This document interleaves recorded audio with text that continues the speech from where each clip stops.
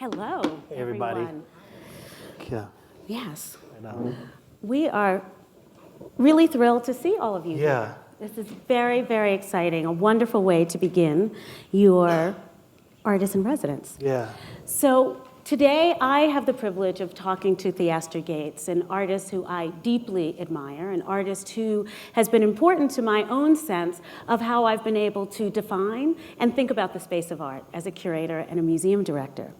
And before we begin our conversation, we're going to start with some art. So Theaster, will you talk about the first piece as a way to set the stage to begin to talk about all of the ways in which your practice exists? Sure. So, Thelma, the thing that I'm coming to understand about the practice is that if we don't talk about sculpture, land, and the poetics of land, including the economics of it, the aesthetics of it, the possibility, the challenges of history, that if we don't put those things together, it's not really surmising my practice. And I think that the more I understand like the history of land art and stuff like that, the more I feel like maybe there's a part of land art that should kind of look at the hood.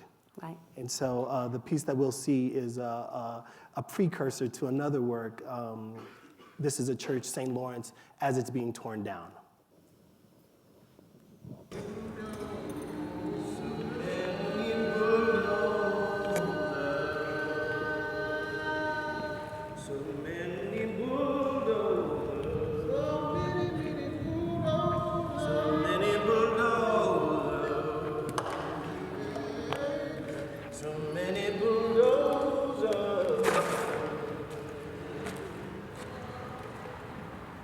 So many bulldozers, so many bobcats, so much work to do, so many dangers, so many troubles, so many demons, so many developers, so many bankers, so many bankers, so much have been done, so much has been done, so much work to do, so much have been done, so much abandoned. Thank you for that as a way to begin. Yeah. So, Theaster, let's start at the beginning. Sure. You were born in Chicago, Yeah. the ninth of 9 children, Yeah. the youngest, and the only boy. Yeah. It's important for you all to know. You'll see where that plays in later. Yeah. Yes, okay. Your mother was a school teacher. Your father was a roofer. Yeah. You were, at age 13, the musical director in your church. Yeah. You had musical talent, and that talent led you to both the work you did in the church and out in high school, Yeah. in the world. You went to the University of Iowa, Iowa State. and received a degree in urban planning Yeah. and, Minors in religious studies and sculpture. that's right, so urban planning, art, religion. Yeah. Graduated, Yep. came back to Chicago, Yep. Went to University of Cape Town and went to Japan. and then spent some time in Japan. Came back to Chicago, Came back to Chicago. and took a job with the Chicago Transit Authority Yeah. as an urban planner. As their transit arts administrator. Okay, and and and in that role, Yeah. you were tasked with bringing public art to the transit system, but thinking as an urban planner. Yeah, I had to, the Federal Transit Administration had resources, had a kind of policy that said a city could use up to 5% of their requests to us for things related to art and architectural enhancements. But the city of Chicago hadn't been taking advantage of that. And it was actually under Valerie Jarrett's leadership with Beth White that they said, you know, our stations need to be more beautiful. And I was asked to kind of first write that appeal to the Federal Transit Administration and then help the CTA understand why art mattered in the stations, which took a while. So while you were doing Yeah. that job, going there every day, Yeah. wearing a suit and a tie, bow Yeah, ties, and tie, Fresh. you were making pottery Yeah. on the weekend and at night at Yep. home. Yeah, so I never stopped making, you know, and my life looked a lot like the other potters' lives, and you know that you go to work and then you take a 7 o'clock class and then you stay until midnight and then you make pots all weekend. It was a thing. Yes. So you were making pots. Yep. You saw the limits in the way that ceramics existed in the art world. Yeah, And then you had an idea. yeah. You had an opportunity for a show, and you created Yamaguchi. a fictional character, Yeah. which was, as a conceit, the beginning of your art career. Can you tell what you thought of and how you made that happen? This is so good. So, I mean, not that the project was good, but this story is kind of fun. So I was convinced that these pots that I had been making that I felt really good about, there was no way to sincerely say, without seeming like a biter, like I was just appropriating Japanese culture, that Japan and my learning there had this huge influence, and that some aesthetic thing was happening in me that you know, I had become proficient in ceramics and that. But I also felt like it was this conceptual act where people would understand the ceramic work differently if they thought a Japanese person made it and not a black person. So I was kind of interested in first making the highest form of Japanese ceramics I could, which was kind of, it's like Kerry James Marshall making a Rembrandt or something. Like, I wanted to like win on the occasion of traditional Japanese ceramics. So much so that people would believe that those were real pots from the 1700s and you know, whatever. And that then we would be able to kind of measure conceptually people's interest and appetite for otherness, other than blackness. Right. Could Yamaguchi start to unlock my sincere metabolizing of Japanese culture, black soul food rituals, Mississippi? Like, could I have those things wrapped up in this form of a series of ceremonial soul food dinners? So, but first, yes. You made him up. Tell us his story. So Yamaguchi, as it is, was the son of a potter and a civil rights activist who lived in Mississippi. The potter, this Japanese potter, came from Japan looking for the legendary black clay of the South, that he was going to unearth this thing. He found it, stayed with his wife, married this sister, and then they started hosting civil rights activists from around the country as they would come to do that thing in Mississippi. So there's a little bit of my mama and daddy in there, my history with Yazoo City and Silver City, Mississippi. I wanted like my narrative to kind of be throughout. And then Shoji Yamaguchi, they produced a son. And this guy went on to form this institute, the Yamaguchi Institute. And it was basically an institute that existed to bring people together around soul food.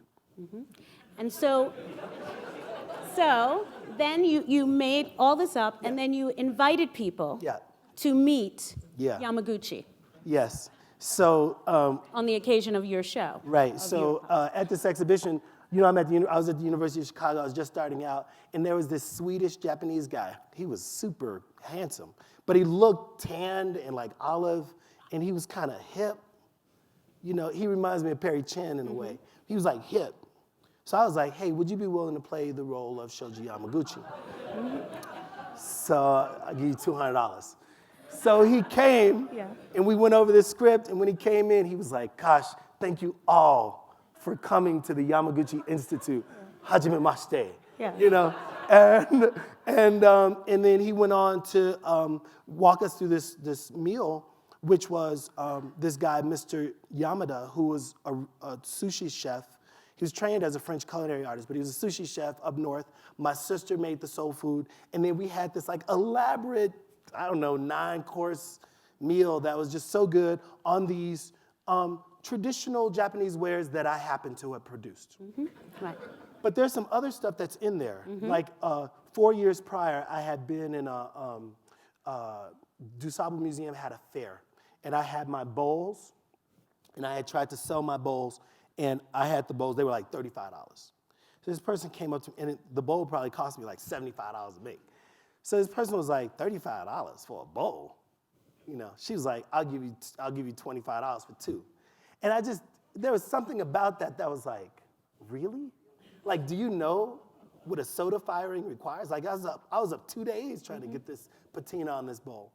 And I just thought that I no longer wanted to, I didn't want to feel like I was cheaping myself or cheapen the value of the ware. And I realized that selling a bowl at a fair was not gonna be my life. And so I needed a platform where the bowl was a byproduct. So I think this project was at the Hyde Park Art Center. We called Dion Jackman. Said, Dion, could you underwrite the dinner? Dinner was 10 G's. It's like, if we can underwrite the dinner, then y'all can have all the bowls. Then I can just do my work. And I think that was the beginning of kind of thinking about the relationship between objects, ceremony, the creation of a platform that actually delivers what you need. And then that felt like the beginning of good business. Right. So that was 2006, 2007. 2006. And it's when you announced yourself as a conceptual artist, right? Because as you say, those pots became the byproduct, but you're making. That's right. You began to make objects, but at this very same time, you also began to buy buildings. Yeah. In what now has become to be known as the Dorchester Project. Right. How did that begin? Right, so in 2006, that was the year that I started at the University of Chicago as a minor coordinator of arts programming. But it was the right kind of gig that didn't require a lot of thought when I got off work. I could go to work and get off work, which was awesome. And then I bought a house on this block, Dorchester, which was probably at the time considered it was the third most violent neighborhood in the city. And yeah, it was a rough neighborhood. And so when I moved there, my family was like, why would you ever move here? One, why would you leave the west side and move to the south side? But then, why in a place so violent? And I think pretty quickly, the building felt right, but I felt like there was something might happen there. And what happened? Yeah, so the market crashed in 2008, and for those 2 years, I was just like the broke university staff member around a fairly, everybody else who owned their houses on the block, they were stable. And so I in 2008, just the building next to me was vacant, and bad things were happening, so I acquired it and gutted it and decided that it would become a cultural space of some kind. And I think that from that moment, I started thinking maybe these houses could offer not only a platform for me, since no museums were interested in my work at the time, I could hang my stuff up and have a place. But also maybe it could be a platform where other things might happen. So in a way, in that moment, right, 2005, 6, 7, 8, you begin what becomes your art, right? The art of making objects, the art of buying buildings, the art of developing buildings, and creating for yourself a practice that is defined by all of those things, not one of them individually. So what made you an artist?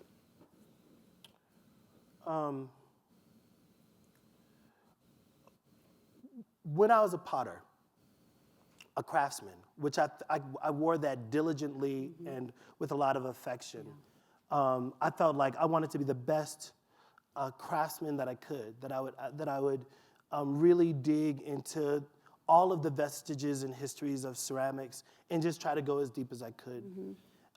As you said, it got to the point where there was something happening out in the world that needed my attention, in addition to the ceramic work that I was doing. And I thought that these conceptual practices that I knew of, that I was reading about with those people over there who had other kinds of exhibitions, that there was something within the conceptual world that would allow me to talk about the symbolic nature of space, the kind of more complicated things, and that instead of just being committed to clay as an object, I would commit to ideas, and that from the idea, really the material was like whatever I know how to do with my hands in service to the ideas. And I think that was when I started to understand the histories of like conceptualism, or even like breaks between abstraction, expressionism, like these moments where a regime of artistic practice was changing and people had to like make a manifesto. And they're like, yo, the world is messed up and I can't just make pots anymore.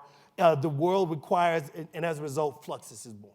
Or situationists are born, or like the French middle class, they decide, in addition to these things, we just need to occupy and interrupt the city. And those movements were very exciting to me, that there were people taking over the city and talking about spectacle as a form of artistic practice. Then you read about Bauhaus, and you realize it's both craft and conceptual practices and systems making and a kind of connection between the school and the industry, and that felt like it constituted a perfect circle for me. So pretty quickly, I found myself just interested in something bigger than clay, but also bigger than whatever we thought the boundaries of art should be. Right. So that moment for you, right, where you felt the world was complicated is 2006, south side of Chicago, 2007, 2008, Yeah. violent place, Yeah. place with, poverty, Yeah. people losing their homes, challenges in education, challenges for your neighbors, and Yeah. you decide as an artist Yeah. that you want to address these issues Yeah, and call it art. yes, Was it always art? right. So let's talk about Dorchester a little bit Yeah. in the context of art production. Explain what Dorchester now Right. is. So let's say that Dorchester constitutes 2.5 blocks of buildings that are owned by me and community members and this not-for-profit that I started called Rebuild, and that together we are a more healthy community because people have more access to more affordable housing, and there are cultural spaces that live on the block, and that there are people who are intentionally about trying to re-network neighbor to neighbor positive action, right? And that happens as a byproduct of this cultural work that's happening. So at the same time that I was buying my first and second building, people were starting to give me things. I had to stop making pots because I couldn't afford my studio, so I just started like collecting stuff, right? So this picture shows a bookstore in Chicago called Prairie Avenue Bookstore went out of business. It was like an art and architecture bookstore. I bought the books, and then the University of Chicago gave me their glass slides. And some people know, this stuff, but when those things happened, I thought, wow, I have raw material. And that the books weren't about, I like books or I like reading, which might be true. But they were like, the buildings have a purpose. And I have a set of raw materials that would allow me to then host, like all of a sudden, the potential as a result of having the raw material present in a site would allow all these other possibilities. That feels like art. Right. Where it's like, if the raw material is paint or clay or metal, we understand those things as conventional raw materials or a palette for an artist. But what I was finding was that the world was producing all of this other raw material as a kind of waste, and I became the receiver of those raw materials, redeploying them. Right? So it wasn't even like found art. It was like I was doing new stuff. I wasn't interested in its age all the time, or its histories. I was like, look at these raw materials, let's do something. Right. So right now, Dorchester includes how many buildings, how many projects under this rubric of Rebuild in your work? Okay, so we own 65 units of housing and artist housing and affordable housing in this neighborhood. We have like a kind of little think tank that we call the Place Lab through my University of Chicago work. We have the Arts Bank, which is this 17,000 square foot space. That was like the first slide. I had my studio. But essentially, like if you look at like early Calvino or early moments where people were trying to understand how cities are formed. A city had like a school, a church, an economic center and some houses, right? And a square, perhaps. And it could be, the square could be the commons where like all the animals were held in common. Particular kind of pierced ear is like, okay, those are your cows, these are my cows. You know what I mean? But essentially in this neighborhood, Grand Crossing, it felt like those things needed to be rebuilt, right? And so if school represented a kind of, let's say, a conceptual education and a sense of the moral or a sense of responsibility and ethos and a need for a new economic regeneration or economic generator of some sort and culture and a place where people feel like they can gather together. Like my neighborhood was missing a lot of that. Right. So we had Kingdom Hall. Right. So there were some people within the Jehovah's Witness, they had their thing in their thing. Or you go to church and that thing, or you had this strip mall where you could get some Pizza Hut pizza, you know. But all of it was performing at such a low frequency that I was like, okay, this is placemaking time. There are things here that are working fine, but there are things that I want to do here so that I don't have to go somewhere else. How much right do I have in my neighborhood to either be pissed that the thing ain't there and go downtown or make the thing? So I decided that I would just simply conjure the things that I wanted in my neighborhood. So I wanted a club, I wanted a music venue, I wanted a bar, I wanted a cafe, I wanted like some spiritual space. So we just kind of systematically started. Right. So let's talk about Stony Island. Can you go back to the image? Yeah. So last year, you acquired and opened the Stony Island Arts Bank. Right. An art space on the south side that now houses many of the collections you've collected, but also creates the opportunity for exhibition, public program. Sure. How did that project come to be? So the city was about to tear down this building, and I called our mayor and said, please don't tear down this building. He had a meeting with me, and he was like, is there anything I can do? And I said, please don't tear down this building. And he asked, can you afford it? And I was like, yeah, we'll figure it out. I watched other people like King do things like this. Like, oh, yeah, no problem. We got it. Yeah. No problem. Endowed, no problem.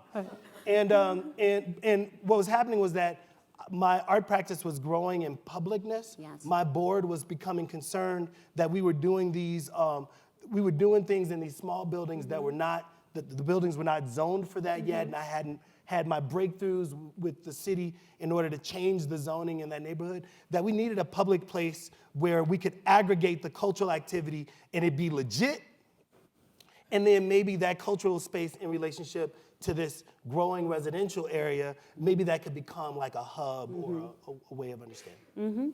So it's open now with exhibitions. Housing the Johnson Publications Library.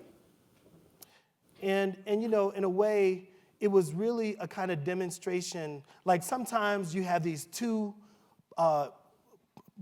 parts. Yeah. One is a developer who knows how to rehab a building, leverage historic tax credits, make a deal work, ask the right people to help make a thing happen. And then they're like, don't know what to do with the building. We could just sublet it, get some leases, and then that'll cover the nut. Then you have creative people over here who are like, oh my God, I could do such great things with this building. It could be a skating rink. It could be a laundry hair salon. And those people kind of largely don't talk to each other. Right. And so I think that... But you're both of those people. Yeah, I'm the weird, yeah. So what I saw in the bank was that, okay, now we're talking real cash, right? You could really hurt yourself if you do this wrong.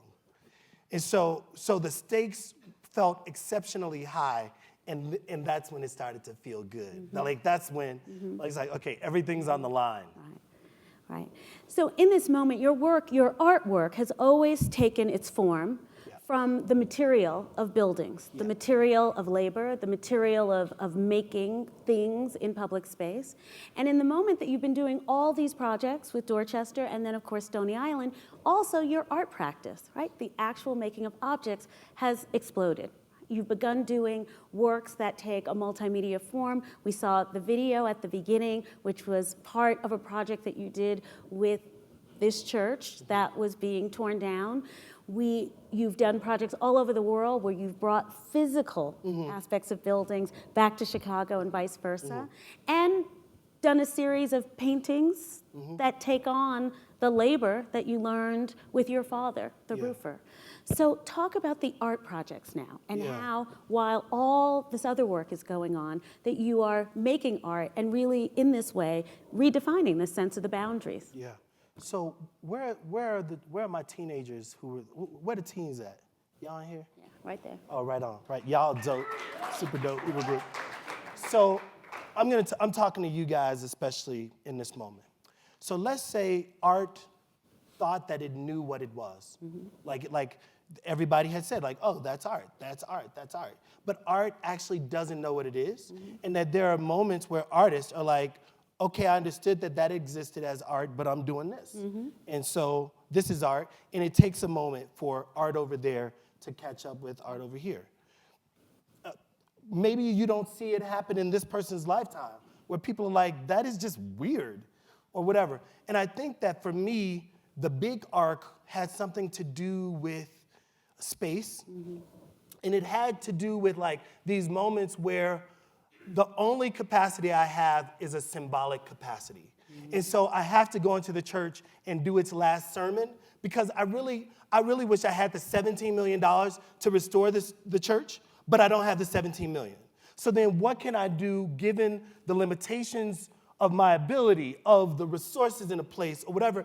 And could the symbolic act that I do have the same intense value as if I had restored the church, right? And so I decided that for St. Lawrence, so here it is, they're demolishing this church. I go by, they're like, Mr. Gates, dummy, why don't you buy the bricks from us? Or, hey, we're selling the slate. And so we started buying the raw materials from the church, thinking we might be able to repurpose them. One day, they're like, we're taking St. Lawrence off the roof. You want to buy it? And then all of a sudden, it was like, wow, the saint who was the builder of churches doesn't have a church home.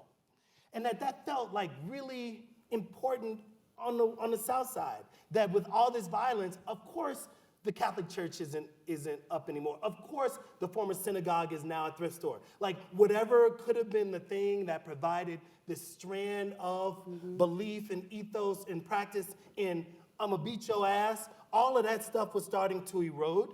And then we were left with St. Lawrence with no place. And so I decided that I would take St. Lawrence to Venice, make him San Lorenzio, and then ask, could I just kind of help St. Lawrence build sacred space wherever he was? And so I think that's where it started to like slip between something that is seemingly architectural and then something that is like performative and then leads to the production of art objects and things that we might more conventionally call art.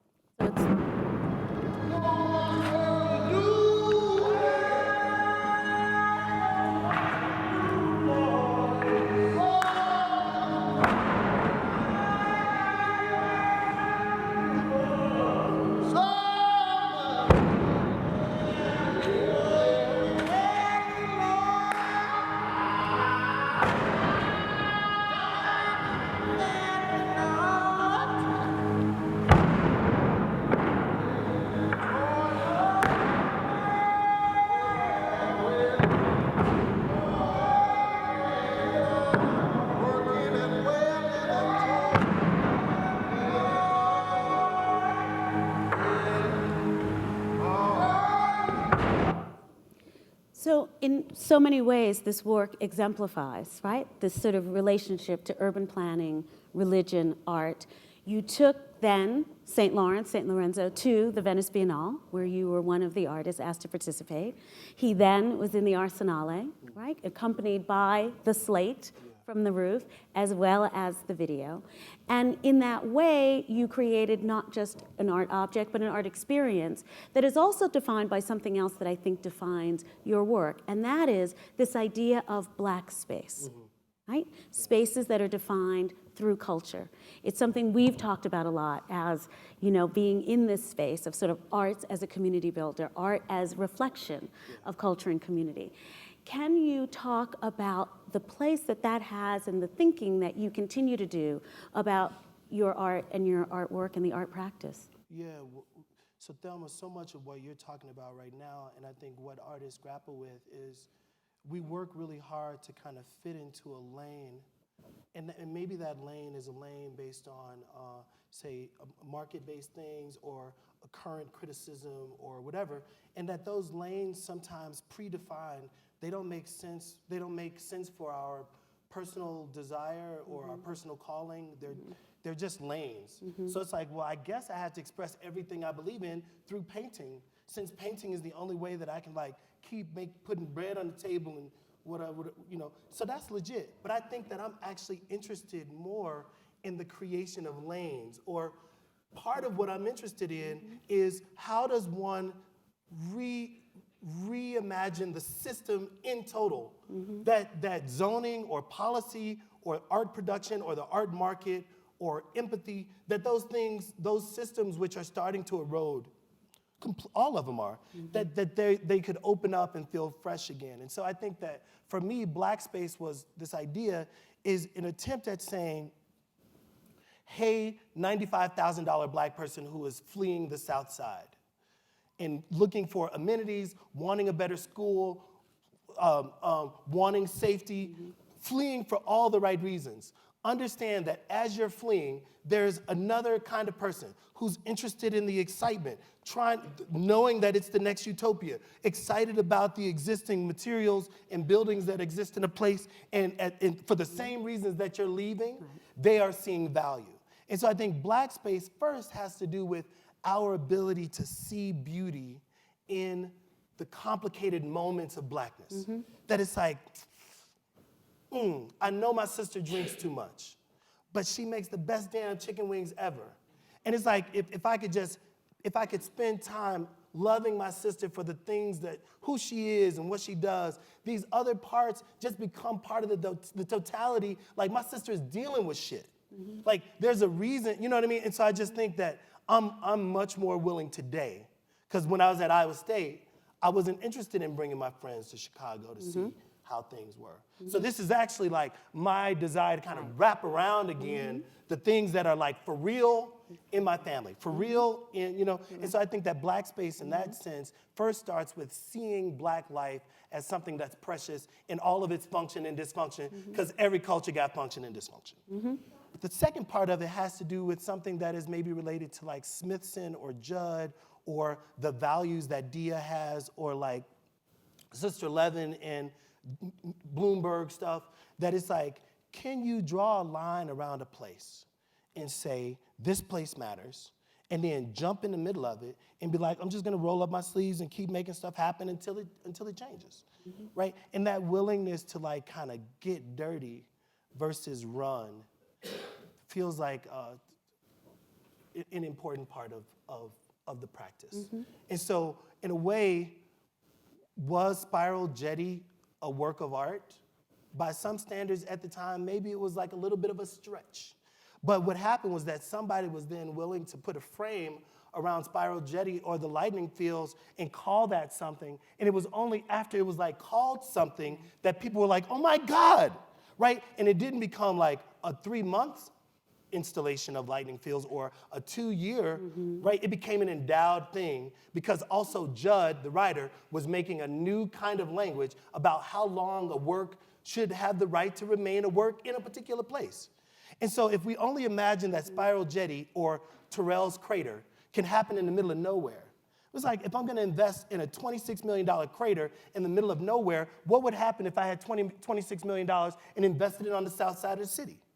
And could not the same artistic apparatus that would build a crater or build jetty and move land around, move dirt, you need bulldozers to put rocks on top of rocks. Is that not the Stony Island Arts Bank? Is that not the redevelopment of a cafe space? Is it not the recreation of Black space? And so I think that maybe there's a way in which when a Black artist does things in Black space, they only can call that community building. Right. Right? But as soon as Thomas Hirschhorn does something in the Bronx, that shit is like it's like the world has exploded. Right. And like, oh my God, Brussels has come to the Bronx, right? And all of a sudden it looks different because a white man does something in black space. Then it's like honorable, right? Like people imagine that when Lawrence Fishburne is in a role that he's not working that hard because he's black and he's playing a black role. It's like, well, you black, you didn't have to do nothing but like add a Jerry curl and be yourself. Right. Right? And so I think that I'm very interested in like maybe the thing that helped me understand Dorchester has to do with like French spatial theory. Right. It was actually Lefebvre and like, you know, these other cats who were saying radical, like the city is messed up and there will always be revolt because of inequality. That's right. And I was like, oh man, how do I get to some of that inequality? And I think some of it was about like, okay, I want to talk about roofing in my family and my identity through labor. I want to conflate the material clay alongside these things that could more readily be considered conceptual because people don't know what the material is, right? That all of a sudden that means something different, but I got that from studying Japanese ceramics. I got to that, not from minimalism. I didn't know minimalism when I was studying the real Shoji Hamada, the unknown craftsman, Yanagi, and like all these cats. Like it was Eastern philosophy and like Buddhist meditation practices that got me to thinking about black men in new ways in space. But also you were thinking about labor, because in the paintings we saw before, you were also thinking about the actual action of making as you understood it from the labor that you evidenced in your father's work and working with him. Right? Yes. So so my dad, third grade education, roofer. He did a lot of stuff, but let's call him a roofer because it's easier to just say he was a roofer. He did a lot of stuff. But what was important to me in this work was that what my dad taught me could compete with what one might learn in a Masters of Fine Arts program. That there's a way in which whatever my dad had to offer was also the best stuff, the best kind of skill set that could also produce an affect that is of the most important art in the world. And that I would choose to only rest in my dad's third grade education and his ability to figure things out as the kind of pre-impetus to my making. Right. And then I would think about how could tar paintings live alongside a regime and win? And that's when I started thinking about the black painting in relationship to tar. And then after a while, it was no longer about my dad, it was more about my hands. It was like, oh, there's something in this material that I know, like clay in a way, that if I perfect that, if I just dig into that thing, it might offer the world something new that doesn't have to separate itself from its histories, that doesn't have to become the industrial object set on a plinth like modernism might suggest. It could be a kind of black modernism that is like, and my daddy and my sisters and her old style, all that shit comes to the gallery with me. And that would be a way of kind of marking a new way of understanding how an artist might be in the world. That I don't have to leave my daddy at home and then go to like Lily Whiteville and have that and then tell them tomorrow that it was a good show. No. Y'all gonna see all of my stuff. Right? And that feels postmodern. And it was, because your father did come to the gallery and see those paintings. And he took a picture by every one of the 42 objects. That's right. Like, yeah. It's true. But it was amazing because what he did and what he said to many of us is that he so was moved by the way in which you saw the art in the work that he did that supported your family. So as he stood on those roofs in Chicago summers, putting tar on them, that you understood that to be who he was in so many ways and brought it into the gallery that we could all see.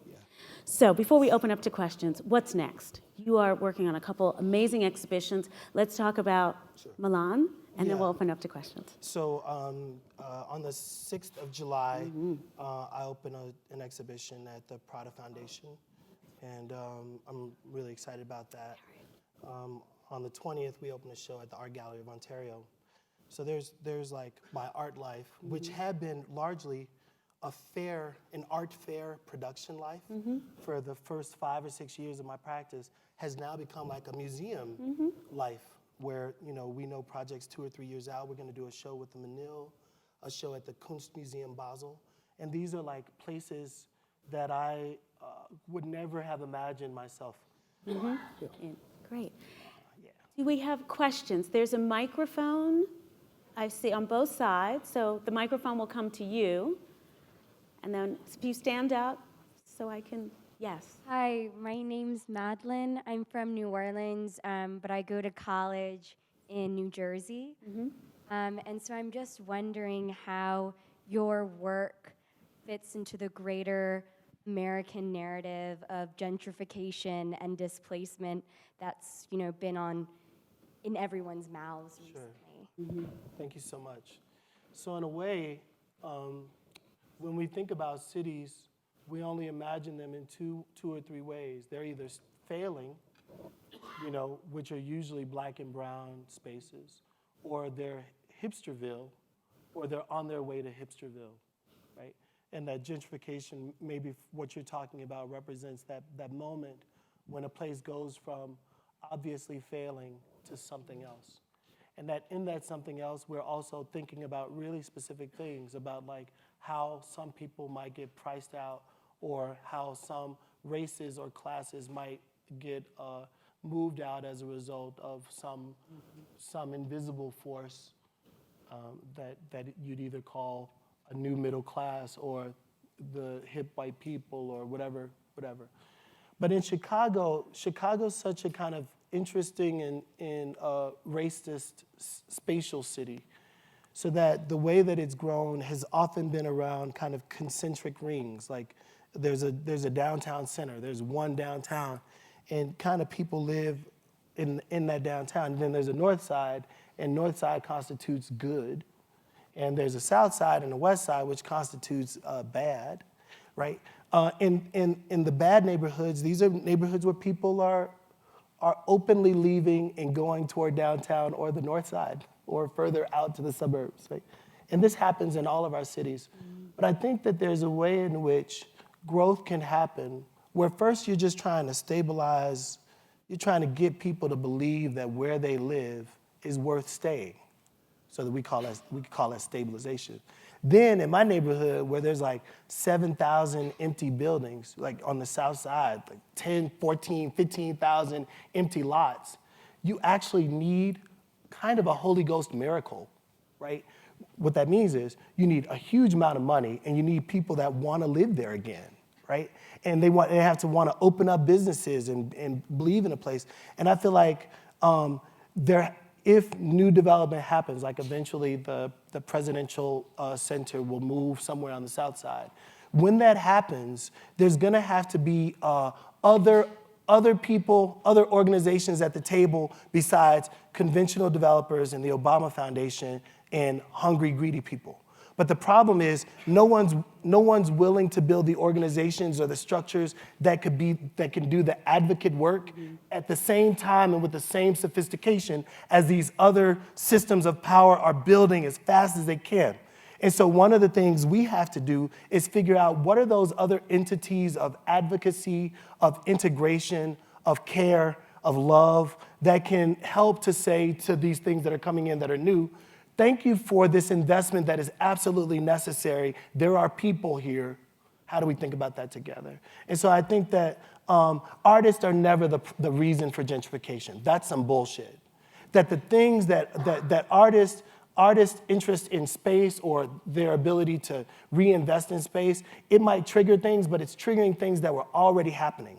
Like, my neighborhood was already 60% white owned by the time I moved there. They just don't live there. And maybe most of the people that invested used federal funds that for the next 15 years, those things will be affordable. And then there'll be a question in 15 years about what happens to those buildings. They could either continue to be affordable or they could become market rate, depending on what the developer does. And so you see a deep investment that looks black, right? And it's on its way to something else. We have to think about those things unseen. Yeah. Thank you. Question. Microphone is coming to you. Gentrification is such a tough thing. It is. It's something we really need. It's a word in the city's vocabulary that we have to prepare people to unpack more. Right, and we talk about that a lot. People talk about Aspen gentrifying. Like, oh, I bought my house for $1 million. Now I can't, I'm priced out. It's $3 million. Fucking, who are these Silicon Valley Texans moving in my $3 million bungalow? Right, yeah. Like, Aspen is gentrifying. Right. That is so funny. But Akil. Hi, my name is Akil. Hi, my name is Akil. I'm a teaching artist from Chicago. Nice to meet you.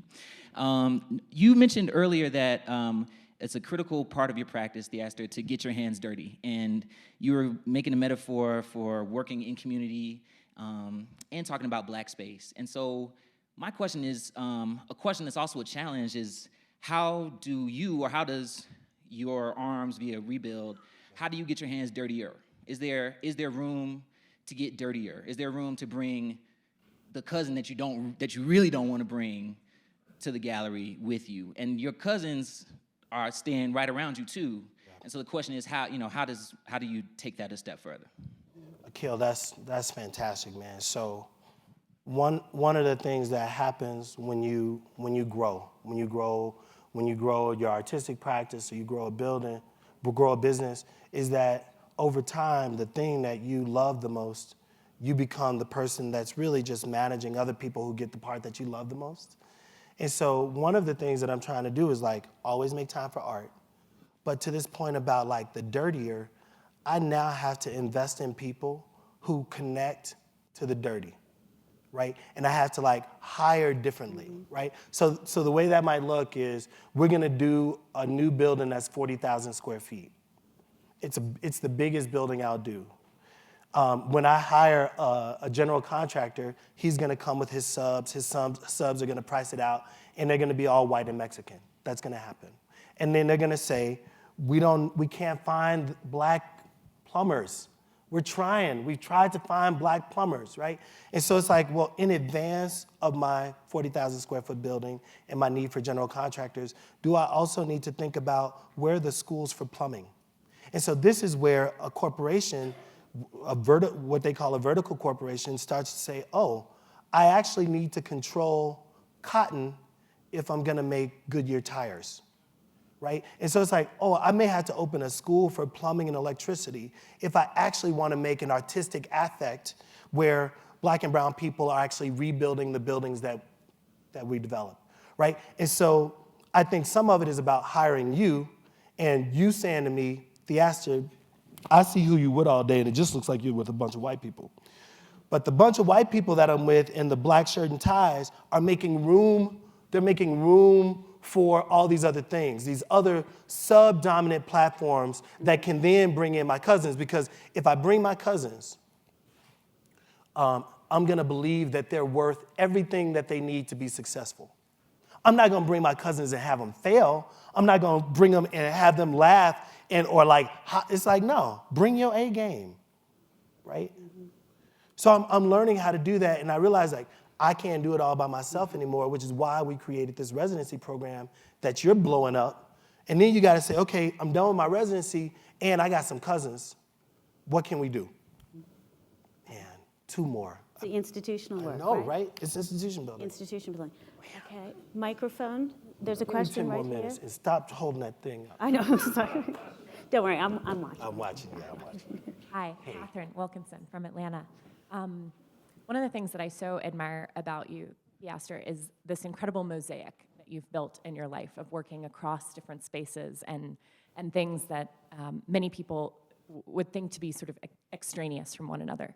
And I'm curious about how you think about the importance of mosaic and knitting together in your own life, and how we might encourage more of that in society. Man, that is actually the toughest thing. It seems so, the way you said it's so elegant. But let's imagine a mosaic. And let's say somebody's looking at a mosaic and dude says, "Dear, they use porcelain and china and all these different things. Why don't they just use one kind of tile? You know, one tile." Frescoes, you know, it's like, why is there so many different colors? And like, oh, it's just confusing. Just make it all yellow. Just make some yellow ceramic porcelain tile, whatever. And I think that this idea that you're talking about, it's like, it requires time to see how these things are kind of interconnected. They have to mature in the bonds between the different parts of the project. They have to land and really take root and mature. And then at that point where those things start to mature, you can have one word for something that is actually lots of parts. So in this room, I know men and women who buy and sell companies. And so when you ask them, what do you do? They say, oh, you know, I have a couple companies and we buy and sell companies. And they don't go into it, but like the mosaic narrative, like what they do is actually quite complicated and interesting, but they know like if I get into it, one, you're gonna be bored, right? But it's like they might own an energy company and a shoe company. And those things have absolutely nothing to do with each other except they both yield money, right? I think that I'm looking for a language to say, I'm actually interested in this one thing.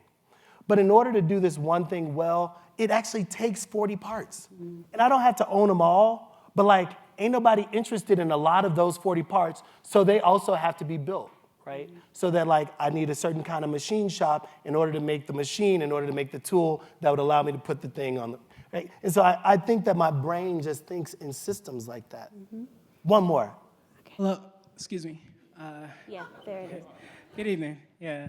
Hey, brother. My name's Nkosi from Harlem. Sorry. Yes. Harlem. Yeah. So I am a musician, poet, and I'm recently reinvestigating and re-entering my love and fascination for visual arts. And my question is that I love how Madeline had talked about the American narrative, and then you had talked about your father and family members being an inspiration of certain arts and bringing into certain spaces, because my question is basically that earlier a young man was talking about the difficulty of certain minorities being either accepted or being able to have the chance to be in certain schools, certain institutions. And my question as a 20-year-old who is not in school is basically, what do you say to the people who either choose not to go to school or who aren't able to find the abilities, entryways to get into certain institutions, who have the same amount of merit and artistic vision as the people who are going into institutions? Like, what do you say to them in terms of like entering these spaces, which sometimes seem to have a bias for people with certain credentials, certain, you know, letters behind their names? So what do you say to that? Good Lord. In a minute, in 30 seconds.